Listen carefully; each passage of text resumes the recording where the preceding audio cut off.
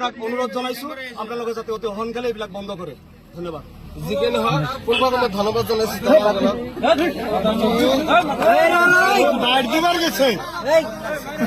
নাই নাই সেইখিনি মোৰ ভুল হৈছে। স্কুলৰ কথা এইবিলাক যদি উচিত তদন্ত কৰি বিচাৰ নকৰে আমি স্কুলৰ বদনাম কৰি আছে। ইয়াৰ পিছত প্ৰতিবাদ কৰিবলৈ বাধ্য হ'ম যদি আমাৰ অসম আৰক্ষীয়ে যদি এইবিলাক সমাধান নকৰে। কাৰণ আজি বুলি নহয়, আজি বহুত দিন ধৰি হৈ আছে খালি বাইক এক্সিডেণ্ট।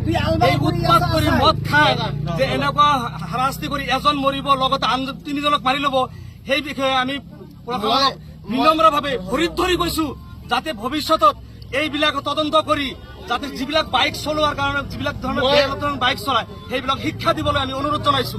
নহলে আমি ৰাস্তাত বহি প্ৰতিবাদ কৰিবলৈ বাধ্য হ'ম। বহুত সহ্য কৰিছো, এতিয়া ইমান সহ্য নকৰো। আজি একজনৰ কাৰণে মনত বহুত আবেগ থাকেতো। আজি আমাৰ কিবা হৈ আছে, আমাক পিছফালে ভালকে আমি খোজকাঢ়ি যাই আছো, পিছৰ পৰা আহি মাৰি দিব কোনোবাই, ই মৰিব, আমাক কিয় মাৰিব?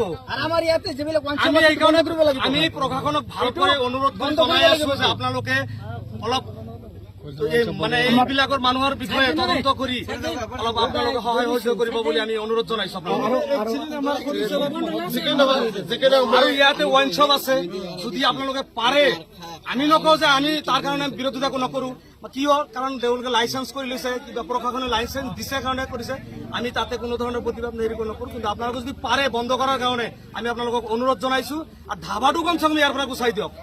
তাতে মদৰ কাৰণে ৰাস্তাত দোকান চোকান হৈ যেনেকুৱা ধৰণৰ মদ বিক্ৰী কৰি আছে, ৰাস্তাত খাই আছে, অতি সোনকালে যাতে সৰ্ব আৰক্ষী থানা আছে, আমাৰ কলগাছি আৰক্ষী থানা আছে, আমাৰ সুশান্ত বিশ্ব শৰ্মা SP মহোদয়, আপোনাক অনুৰোধ জনাইছো আপোনালোকে যাতে অতি সোনকালে এইবিলাক বন্ধ কৰে।